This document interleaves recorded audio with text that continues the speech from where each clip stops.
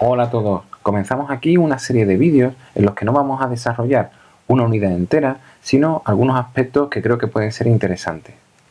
Vamos a dedicar 2 vídeos a hablar del relieve de la Tierra y en este, el primero, vamos a tratar la estructura interna de nuestro planeta y los terremotos y los volcanes. Comenzamos.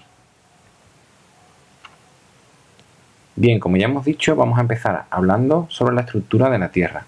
Y hay que comentar que la estructura interna de nuestro planeta está compuesta por capas. Las capas de la Tierra las podemos clasificar atendiendo a 2 criterios.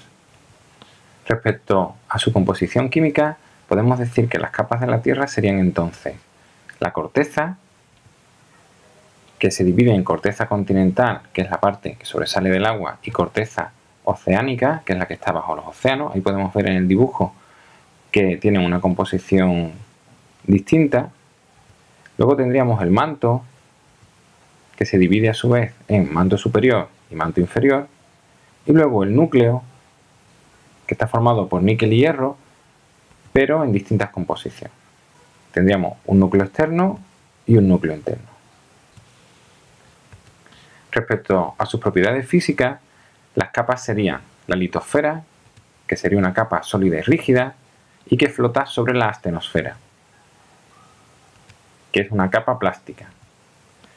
Por debajo tendríamos la mesosfera, que es una capa rígida y sólida, y luego tendríamos la endosfera, que se divide en el núcleo externo, que sería fluido, y el núcleo interno, que sería sólido. Bien, a continuación vamos a hablar sobre la tectónica de placas, que es una teoría que nos dice que la litosfera está dividida en grandes fragmentos, que vamos a llamar placas. Estos fragmentos flotan sobre la astenosfera, que forma parte, como ya hemos visto, del manto superior. Y están en continuo movimiento estas placas y eso produce el movimiento también de los continentes. Ese movimiento se denomina deriva continental.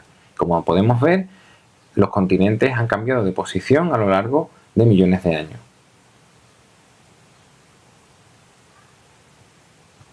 Debido a este movimiento, las placas pueden chocar y a eso lo llamamos contactos convergentes, pueden separarse y a esos contactos los llamamos divergentes, o también pueden deslizarse paralelamente una placa respecto a otra y esa línea la llamamos contacto transformante. Vamos a hablar de cada uno de ellos a continuación. Los contactos convergentes son cuando dos placas chocan frontalmente. Una capa se hunde bajo la otra y esta capa al hundirse va siendo destruida al llegar al manto, se va fundiendo. De esta manera se va destruyendo la litosfera. Y en este proceso se crean las fosas oceánicas. Los contactos divergentes se producen cuando dos placas se separan. Así que los materiales suben desde el manto y empujan separando las placas. Y se crea nueva litosfera. Y en este proceso aparecen las dorsales oceánicas, que son altísimas cordilleras situadas bajo los océanos.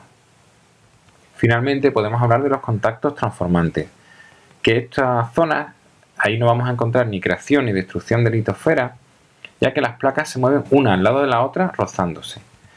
Este rozamiento va a producir terremotos, y a estos contactos transformantes también se les llama fallas.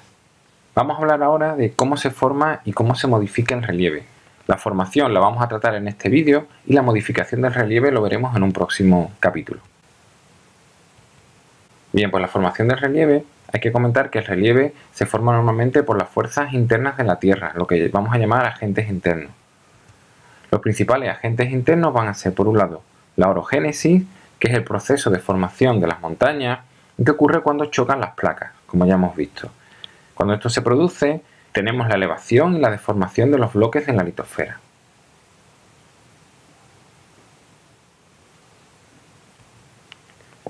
Vamos a hablar también sobre los terremotos, que forman también parte de estos agentes internos. Los terremotos son bruscas sacudidas de la corteza terrestre originadas generalmente en las zonas de contacto entre placas. Los componentes comunes de todos los terremotos son los siguientes. Tendríamos el hipocentro, que es el lugar donde se origina el terremoto. Luego el epicentro, que sería el punto de la superficie terrestre más cercano al hipocentro.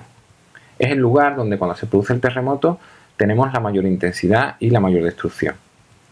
Si el epicentro lo encontramos bajo el mar, el terremoto puede causar un tsunami. Finalmente hablaremos de las ondas sísmicas, que son las ondas vibratorias que genera el terremoto y que se extienden en círculos concéntricos desde el hipocentro. A medida que nos alejamos del hipocentro, las ondas sísmicas son cada vez más débiles.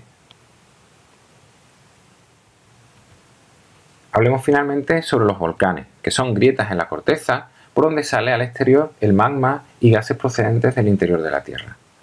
Las partes de un volcán son las siguientes: el cráter, que es el lugar por donde el magma y los gases salen al exterior; el cono, que es esa especie de montaña, entre comillas, creada alrededor del cráter por los materiales expulsados; la chimenea, que es el conducto que utiliza el magma para subir hasta la superficie; y finalmente la cámara magmática, que es la zona donde se acumula el magma.